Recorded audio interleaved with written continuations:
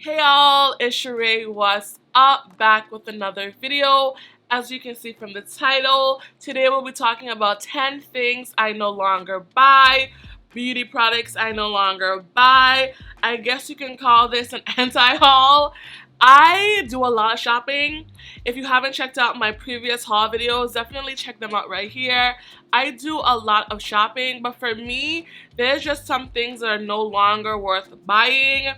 There's things that I can skip on. I have alternatives, stuff like that. I saw one of my new favorite YouTubers, Abby Young, do this video about 2 months ago.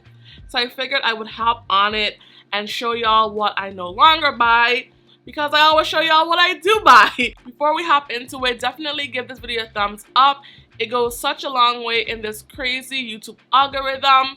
If you are new here and you've never seen my face, but you like my face, definitely be sure to subscribe and click the link in my description box to join my exclusive community. It's only for 50 people and we're getting there pretty soon, so you don't want to miss out on exclusive deals, insider information, tips and tricks, DIY videos, all of that. Definitely click the description box so you can join. Let's really get into it now. I have 5 hair things and I have 5 beauty things. Let's start with hair because that is why most of y'all are here. The first thing I no longer buy is lightweight leave-ins.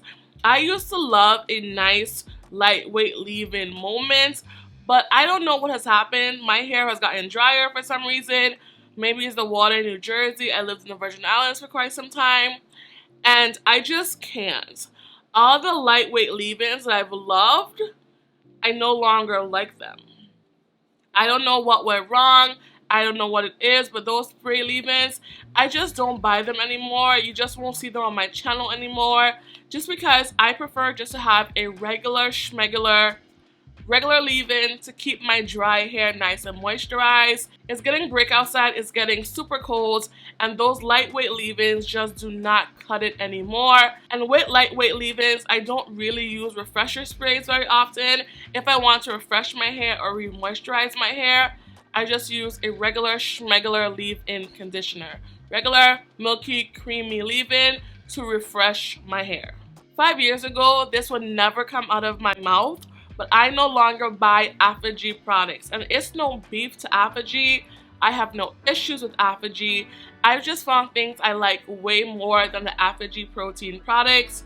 The 2-step protein treatment used to be a staple. It used to be stellar.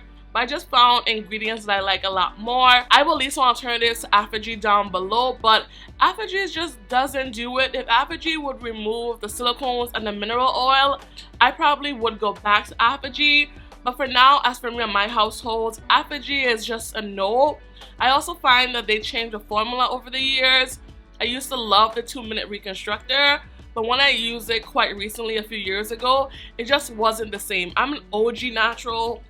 I've been natural for a long time, so I know what products used to feel like, how they used to perform on my hair, and Apogee just isn't doing it for me anymore.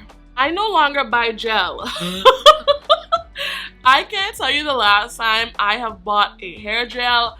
I have plenty of hair gel in my stash. I've given away plenty of hair gel. Eco Styler, Extreme, Style Factor, Main Choice. I've given away so many gels and I still have so many gels in my stash. I've just decided not to buy gels anymore. I hardly use gel on my hair. I much prefer creams and mousses or foams. Gels just can flake on my hair. They can make my hair hard and brittle. So I just no longer buy gel. I will use the gel that I have in my stash, but after that, it's a wrap for gel. I no longer buy shampoo for my natural hair, so I'm definitely not anti-shampoo on natural hair. I just do prefer co-washing. Co-washing is what works best for me, but most importantly, I just have too many shampoos in my stash, and because I hardly ever use shampoo, there's just no reason to buy shampoo anymore. I've given away so much shampoo and I still have so much shampoo in my stash. There's no reason for me to only shampoos like every 4 to 6 weeks that I need to buy shampoo ever again. I will have shampoo for the rest of my days. I'm no longer buying shampoo. I have multiple shampoos that I love and will continue to use, but there's just no reason for me to consistently buy shampoo. As for hair is edge control. So I have a love-hate relationship with edge control. I like how it makes my edges kind of smoother, but what's the point of having kinky hair and Dominican edges? As a community, we need to unlearn the negative thoughts we have about our edges and just release ourselves from the chokehold that edge control has on the Black community. I do have edge controls. I have one right here in front of me, but once this is done, I'm not buying edge control. Not because I don't like the look of edge control, but more often than not, they just leave my edges looking like Elmer's glue. And I am no longer in kindergarten. I don't want to play with Elmer's glue. I don't want Elmer's glue in my edges. It's just a no for me. Every edge control I've tried just leaves a lot of whiteness in my edges. I know the edge control is turning white or gray because of me oiling my edges, but oiling my edges is way more important than having sleek edges. So edge control is a wrap for me. Now let's go into beauty with the 6th item I no longer buy, which are palettes. So I've just had several palettes over the years, and honestly, they just don't get a lot of use. I end up just using one color or a few colors, and they end up expiring way before I can use other things. I just kind of stick to what I know. I'm just not going to be buying palettes overall, especially those complexion palettes that have multiple colors. I literally will only use just one, so I'm just gonna go out and buy the color that I want instead of buying an entire palette. I think palettes are great for people that do makeup for a living, who have clients. It's just me and mine, and I don't need 10 different concealer shades. That's just not what I want. I will test palettes every now and again for y'all, but for me and my households, I just don't need a palette. I just don't need a palette, don't want a palette. It's just a no. I no longer buy body lotion or body butter. I can't tell you the last time I bought body lotion or body butter. I just started making my own. Body lotion and body butter is just so easy to make, especially if you're already into DIYing. Obviously, if you're not into DIYing, it's gonna be like, no. If you want to see how I make mine, definitely give this video a thumbs up and I can bring that video to you. But yeah, I don't buy it because I can make it, and I love making it. I don't mind making it, so it works for me. I no longer buy pads and tampons. I haven't bought pads or tampons since like 2015. So about 5 or 6 years now, I have not bought pads and tampons. And you can imagine how much money I've saved not buying that stuff every single month. It's crazy how much women have to spend in feminine products. Now I just use a cup. For the longest I was using, I will link the one I was using, but I just recently started using the Diva cup. And y'all know I love a dupe, but I do think that the Diva cup is easier to insert and therefore easier to prevent leaks. If you want a dedicated video about feminine hygiene and like menstrual cups and all of that, definitely let me know. Honestly, I used to think menstrual cups were gross. Those of you watching may think menstrual cups are gross, but they're actually the cleanest and neatest way to manage your cycle, to be honest. I just find less mess. Not like it's foolproof. You still will have leaks and stuff if you don't insert correctly, but I will never, ever, ever go back to pads and tampons. It's just safer and cleaner. You don't have to worry about the chemicals and all that stuff that's in pads and tampons.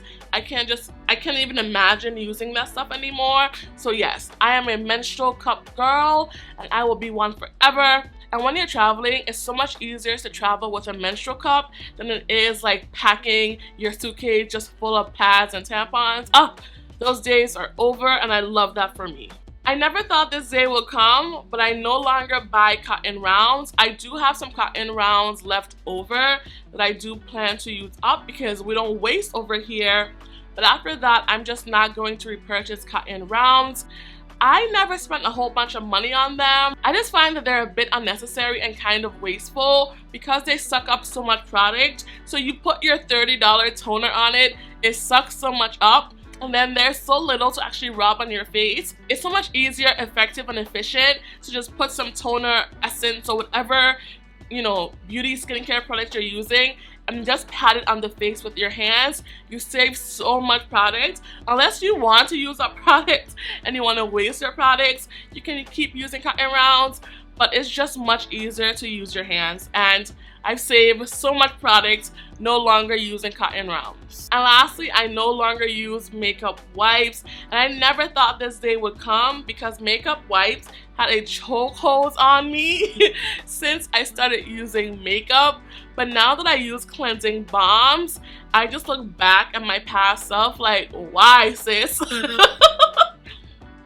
Makeup wipes does not get off the makeup like a cleansing balm does. I will leave some of my favorite cleansing balms down below. I don't want this video to push products. I just want to share information. But I'll definitely leave some cleansing balms down below. Some affordable ones, some more luxury ones. I got you. But I just use cleansing balms instead as my first step. So back in the day, I would use a makeup wipe and use like, let's be honest, 2 to 4 of them to remove my makeup, and then I would wash my face. But with a cleansing balm, you just apply it, rub it in your skin for a minute, and you rinse it off, and you're already on your way to cleaning your face. While with a makeup wipe, I feel like sometimes it was just moving the makeup around on my face. So, it's a no. Makeup wipes are no longer something I buy, and I don't need them. I also find that I save a lot more space when traveling, just taking my travel size cleansing balm, and that works perfectly for me. But that's it, y'all. These are the things that I no longer buy. Definitely let me know down below what you no longer buy, what you feel are no longer worth buying. I would love to know down below. Share your anti-haul, sis. Thank you guys so much for watching. I am out, and I'll talk to y'all later. Peace. Bye, y'all.